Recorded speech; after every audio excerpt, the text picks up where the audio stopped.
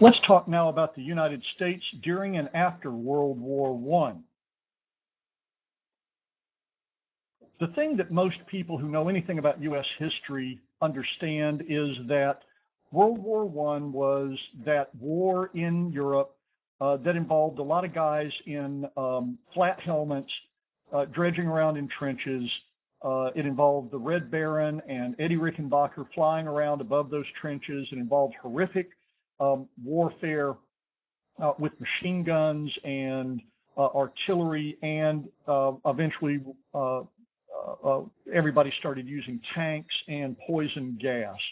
A war that was supposed to be a war of movement became a war of stalemate, at least on the Western Front. And this was pretty devastating, not only to the landscape and to the economies of all of the countries involved, but also to, and probably even more important, to the millions of human beings who were killed, wounded, displaced, and whose lives were either completely destroyed or wrecked for a short to medium to long period of time. This affected everything that came after it, at least for the next 35 or 40 years. How did the U.S. mobilize to engage in war after it declared war in April of 1917? Well, though England and France did not ask and did not really want the Americans to engage in ground military activity, what they really wanted was the foodstuffs of the Americans and the war material of the Americans. The Americans mobilized the American Expeditionary Force, an army. And the way they did that was twofold. They passed the Selective Service Act of 1917 that implemented a draft, the first draft since the 1860s. And they federalized the National Guard units, mobilizing both of these National Guard units on one hand and draftees on the other into a large army. They created training bases for different kinds of training in different kinds of places. And once these training bases had done their work, by the summer of 1918, General Blackjack Pershing led 42 divisions of 28,000 men each into war. Now, they began dribbling in the spring, during the spring campaign of 1918, and were fully engaged by the summer, though the most important American battles and the largest American battles did not occur until the late summer and early fall of 1918. And a few of those battles of significance for the Americans were Belleau Woods of June, the Second Battle of the Marne in July, the Battle of Saint-Mihiel in September of 1918, which is the point at which the American flying ace Eddie Rickenbacker became an ace and eventually earned the Medal of Honor presented in 1930 for his actions in this battle.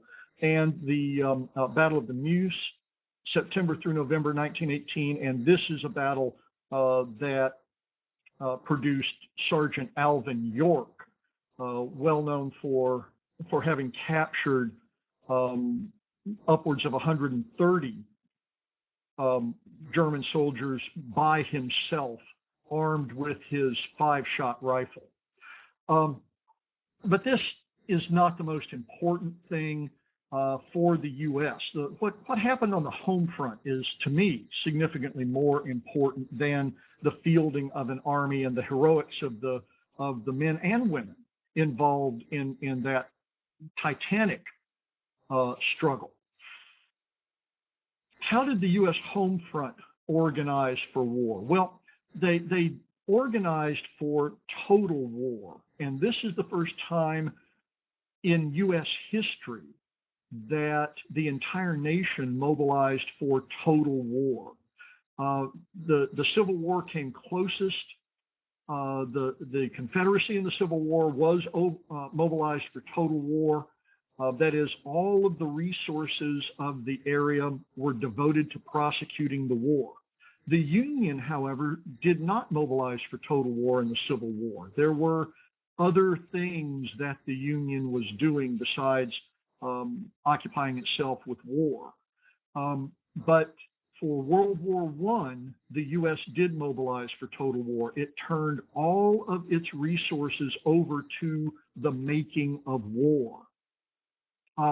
They did this by establishing various war boards, creating a war bureaucracy, and this was one of those epitomes of the concepts we discussed about progressivism. It's the place where progressive ideas actually produced specific policy and implementation results. Was the way we organized ourselves for prosecuting World War I. These various war boards are the place where our talent and our progressive ideas about organizing, about creating a business-like atmosphere, about relying on experts and on hierarchy rather than an older democratic form come to fruition. The War Industries Board, starting from the bottom of this list up, the War Industries Board under Bernard Baruch is probably the most important of these boards. It had the ability to control the manufacturing economy. And rather than being dictatorial, though many people thought it was dictatorial, it really worked closely, sometimes bullying, sometimes not, with industrialists to turn over their factories to war production. For example, Ford, though a great pacifist,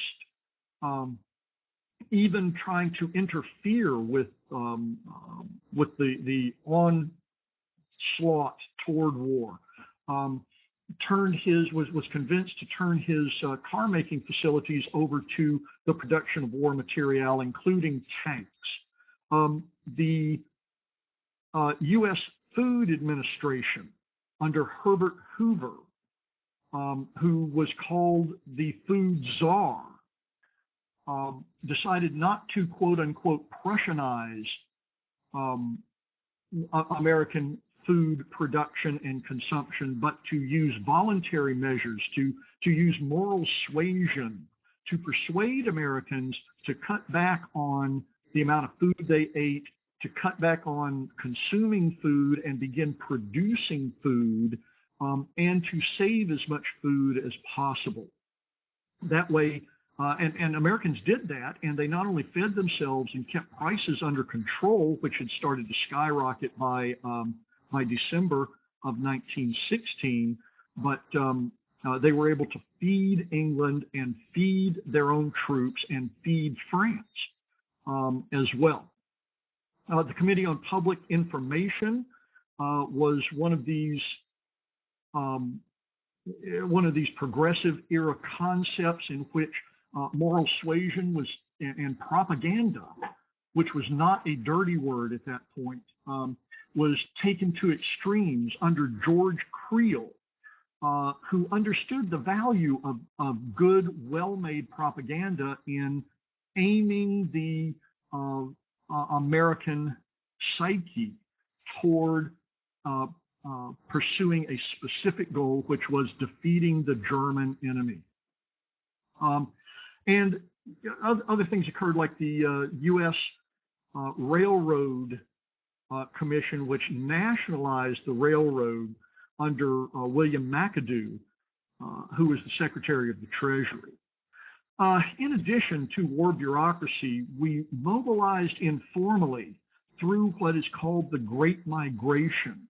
The Great Migration of African Americans from the southern countryside into primarily northern cities had really begun about 1910, but accelerated as those northern cities not only opened up to African Americans, but actively sought out African Americans to fill the burgeoning industrial roles as Americans tooled up and began supplying arms and munitions to the Allied powers and then to themselves. So after about 1915, you see the so-called Great Migration of African Americans to northern cities, particularly Chicago and New York. Chicago, African Americans tended to inhabit the South Side, and in New York, they tended to inhabit Harlem. And this would change the face of these cities, and also, in the case of Harlem at least, would create a critical mass of African Americans to add a large component to American culture. And we'll talk about that, the so-called Harlem Renaissance, in a future lecture.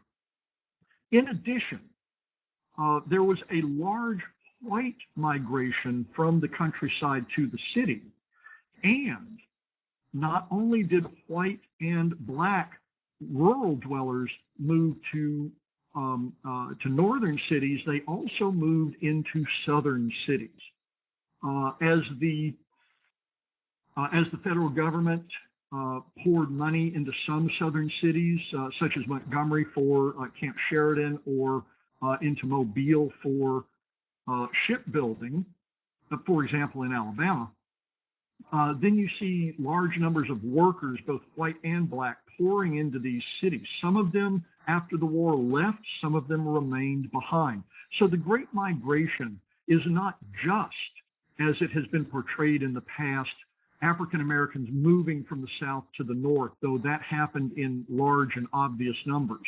But it's also black and white workers moving both to the cities of the North and to the cities of the South. So much so that by 1920, and I'll mention this again later, the urban population was larger than the rural population. This was captured in the 1920 census.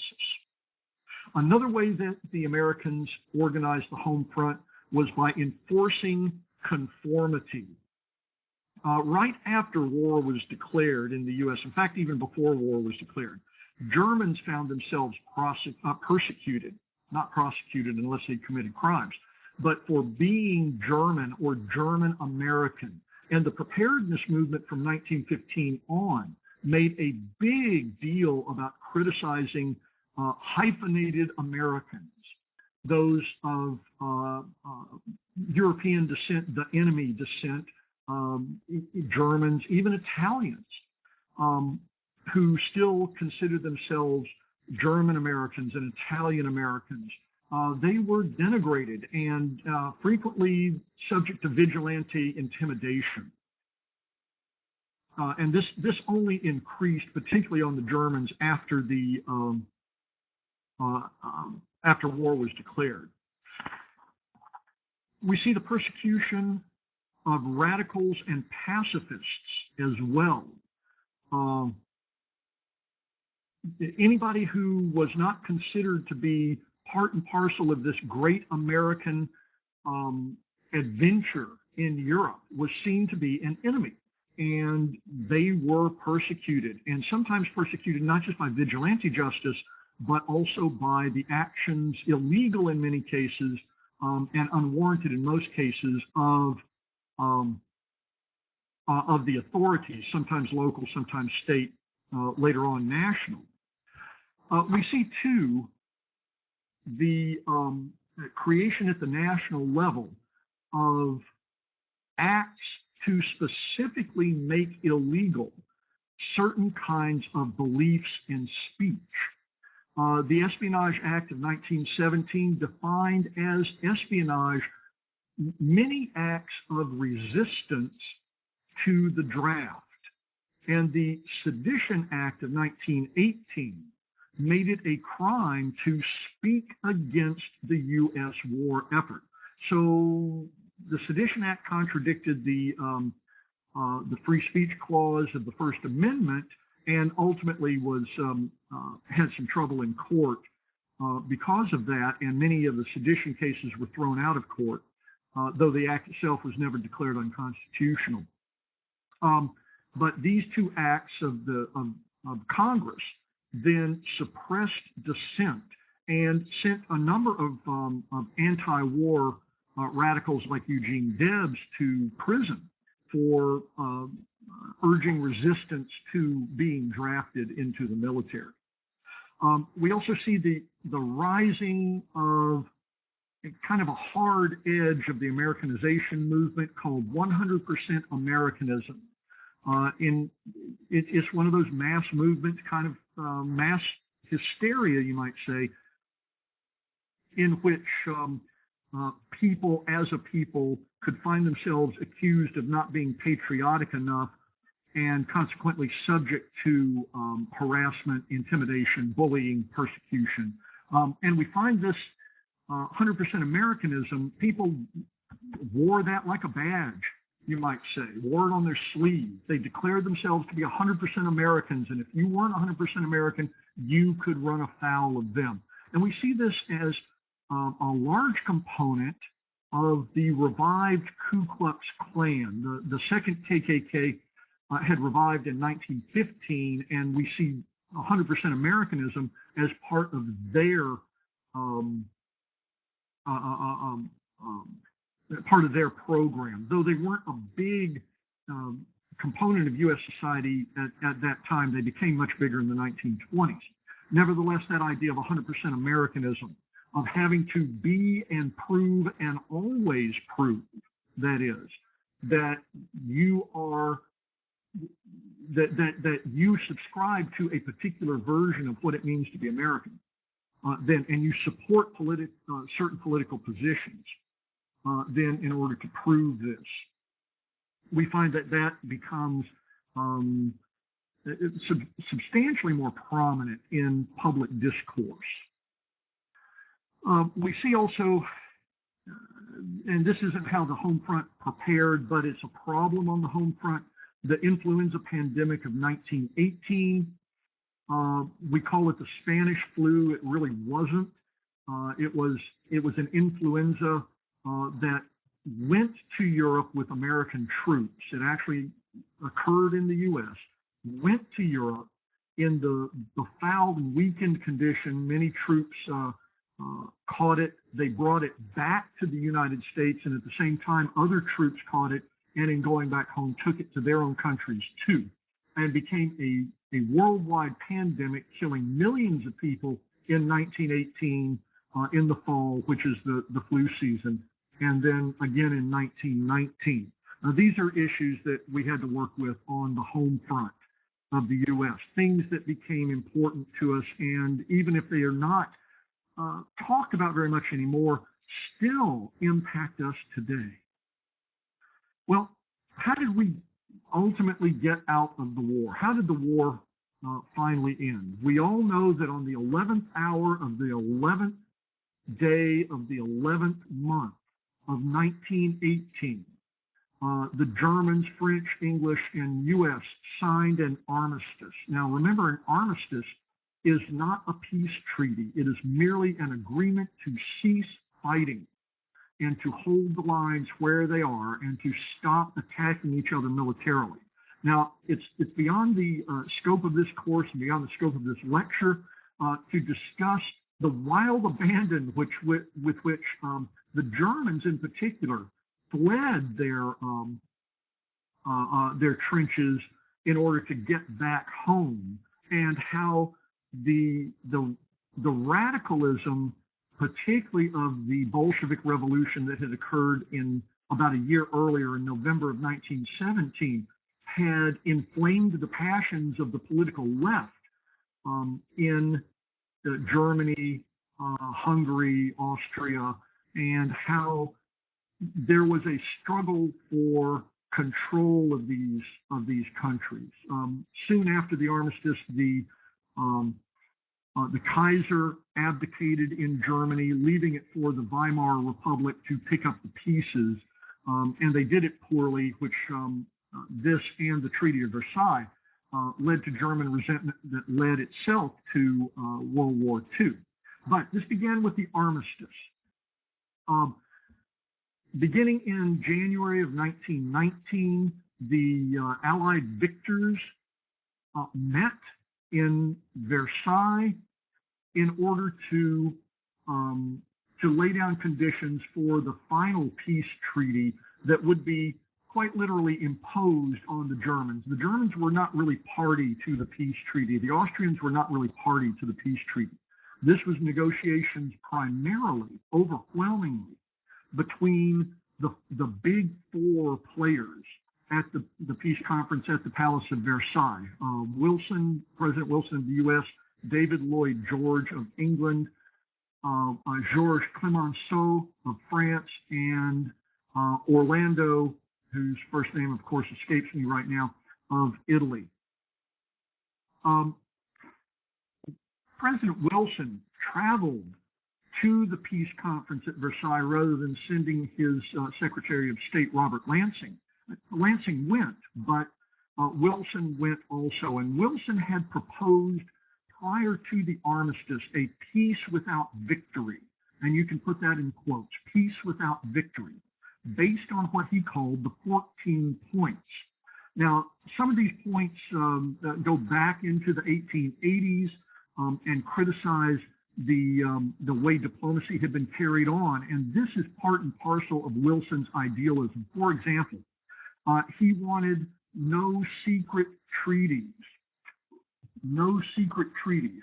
He wanted freedom of the seas. He wanted trade equity among signatories to the Treaty of Versailles. That is, no tariffs that were designed to punish a country if that country actually signed the treaty. It called for across-the-board arms reductions. It called for arbitration rather than warfare over colonial claims. It called for certain types of territorial restoration. Russia was to get some territory. Belgium was to get some territory. France was to be able to reclaim Alsace-Lorraine, and the Italian borders were adjusted. Empires like the Austro-Hungarian Empire and the Ottoman Empire were to be broken into nation states. One of the problems that led to World War I were the problems of the integrity of the Balkan nations, that is, their territorial integrity. And so one of the points guaranteed the borders of all of the Balkan nations. Poland was to be recreated. Poland had ceased to exist as a nation in 1795. Yes, 1795. After three partitions between Prussia, Austria, and Russia. Russia participated in two of the partitions. Poland just disappeared, and it was recreated in 1919 by the Treaty of Versailles. But most importantly, Wilson's 14 points called for a League of Nations. And as I said earlier about Wilson being diplomatically both a realist and an idealist, you can see that playing out, maybe leaning a little in the idealist side for in the League of Nations.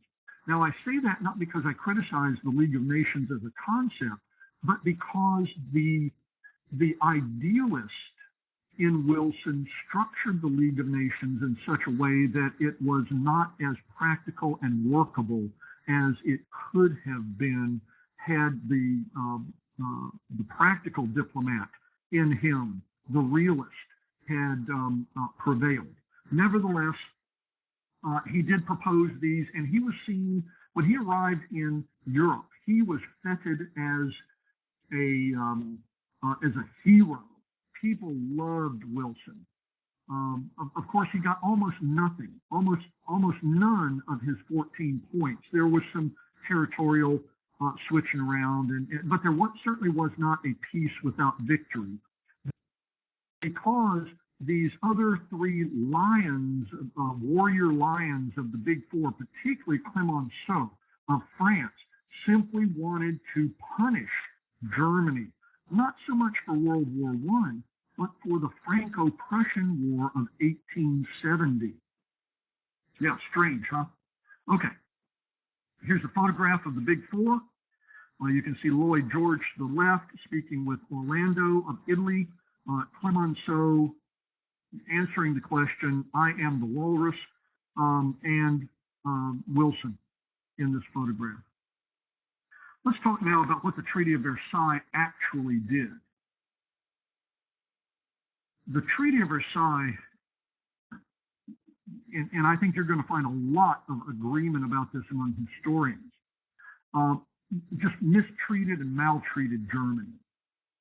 It made reparations for the war extremely heavy and payable only in gold or in specific industrial products designed to hurt the German economy. The British wanted reparations of about $100 billion. The U.S. thought that reparations ought to be about $5 to $25 billion, and eventually they established a commission to determine reparations. Now, one of the clauses of the Treaty of Versailles required Germany to admit all war guilt, required Germany to say, yes, we started the war, we're sorry, here's all of our money. This clause, this war guilt clause, then opened the door to these reparations. Now, in addition to reparations being heavy and payable only in gold or in industrial products, the German Navy was parted out to the Allies. German warships were given to the British and the French.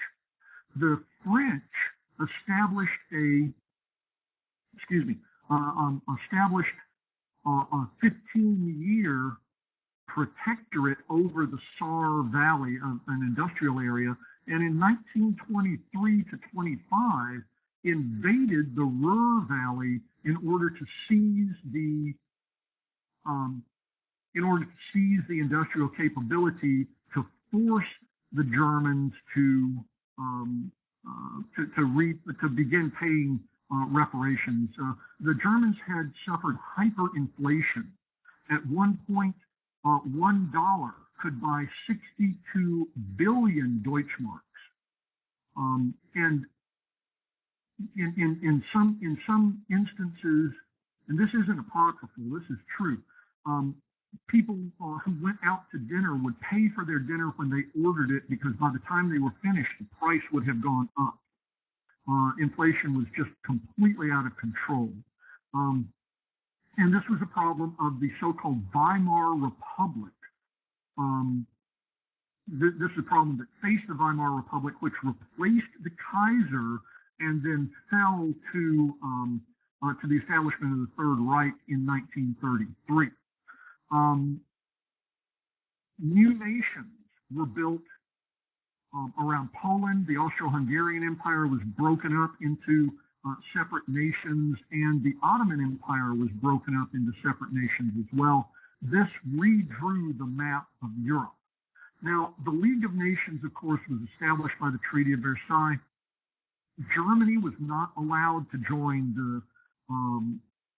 the League of Nations, which was a significant oversight on the part of the signatories to the treaty, and the U.S. ultimately refused to join. This was a huge battle in the United States.